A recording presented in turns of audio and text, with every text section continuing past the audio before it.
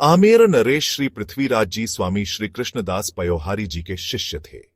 एक बार श्री स्वामी जी की आज्ञा से राजा जी उनके साथ द्वारका जी की यात्रा के लिए तैयार हुए।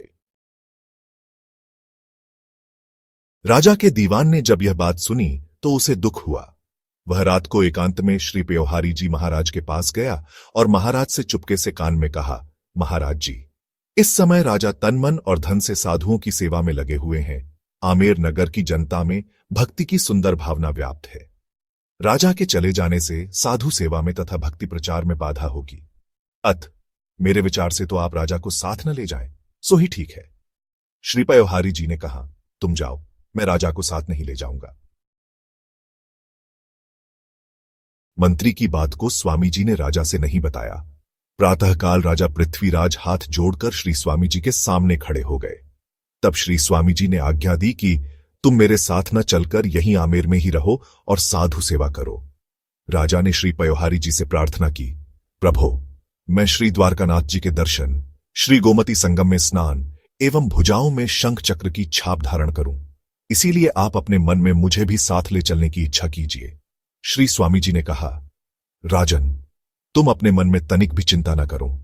दर्शन, स्नान और छाप, ये तीनों लाभ तुम्हें घर बैठे ही मिलेंगे। राजा ने कहा, आपने जो आज्ञा दी उसे मैंने सिर पर धारण कर लिया। इसके बाद श्री पयोहारी जी ने प्रस्थान किया। कहते हैं कि राजा की भक्ति को देखकर श्री पयोहारी जी ने अपनी योग सिद्धि से आधी रात के समय राजमहल में प्रकट होकर राजा को वहीं श्री द्वारकाधीश जी के दर्शन करा दिए। राजा ने प्रदक्षिणा करके साष्टांग दंडवत की। भगवान ने कहा, मेरी बात ध्यानपूर्वक सुनो, यह गोमती संगम है, तुम इसमें स्नान कर लो। प्रभु की बात सुनकर राजा ने बड़े प्रेम से स्नान किया, परंतु गोता लगाकर जब बाहर आए तो वहां भगवान नहीं दिखलाई पड़े। शंख चक्र की छाप राजा के शरीर में लगी थी। इधर सोकर उठने में राजा को विलंब हुआ जानकर रानी उन्हें जगाने आई। उन्होंने देखा कि राजा का शरीर भीगा हुआ है।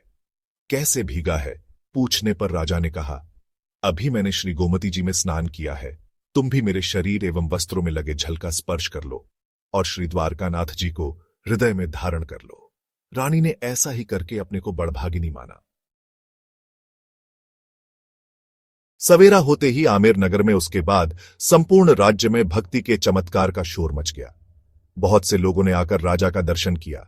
समाचार पाकर दूर दूर तक के अनेक बड़े बड़े संत और महंत दौड़ दौड़ कर आए और उन सभी ने राजा के शरीर पर शंख चक्र की छाप के दर्शन करके अत्यंत सुख पाया। नाना प्रकार की बहुत सी वस्तुएं भेंट में आने लगी। सभी लोग राजा के प्रेम की महिमा को गाते तो उसे सुनकर राजा लज्जित होते। वे अपने मन में यही सोचते कि यह सब भगवान श्री कृष्ण की कृपा है। लोगों ने भी समझ लिया कि राजा पर गुरु गोविंद की महती कृपा है। इसके बाद राजा ने जहां पर दर्शन हुआ था वहीं एक सुंदर एवं विशाल मंदिर का निर्माण कराया। वे सदा सर्वदा सेवा पूजा भजन में ही लगे रहते। एक बार कोई नेत्रहीन ब्राह्मण श्री वैद्यनाथ ज्योतिर्लिंग के द्वार पर नष्ट हुई नेत्र ज्योति को प्राप्त करने के लिए धरना देकर पड़ गया। पड़े पड़े उसको कई महीने व्यतीत हो गए। श्री शंकर जी ने उसे 2-4 बार स्वप्न में आज्ञा दी कि हठ छोड़ दो, घर को जाओ, ये नेत्र अब फिर से तुम्हें नहीं मिलेंगे। परंतु उस ब्राह्मण ने अपना हठ नहीं छोड़ा, द्वार पर पड़ा ही रहा। उसके इस सच्चे हठयोग को देखकर भगवान शिव ने दया से द्रवित होकर आज्ञा दी कि तुम आमेर नरेश पृथ्वीराज के अंगोछे से अपने नेत्रों को पोंछो तो तुम्हें नेत्र ज्योति प्राप्त हो जाएगी। उस अंधे ब्राह्मण ने आकर राजा पृथ्वीराज से यह बात कही तो वे ब्राह्मण की महिमा को विचार कर डर गए कि ऐसा करना अनुचित है। परंतु ब्राह्मण के आग्रह एवं लोगों के समझाने पर राजा ने एक नवीन वस्त्र मंगवाकर उसे अपने शरीर से छुआकर ब्राह्मण को दे दिया। आंखों में लगाते ही उसे नेत्र ज्योति प्राप्त हो गई।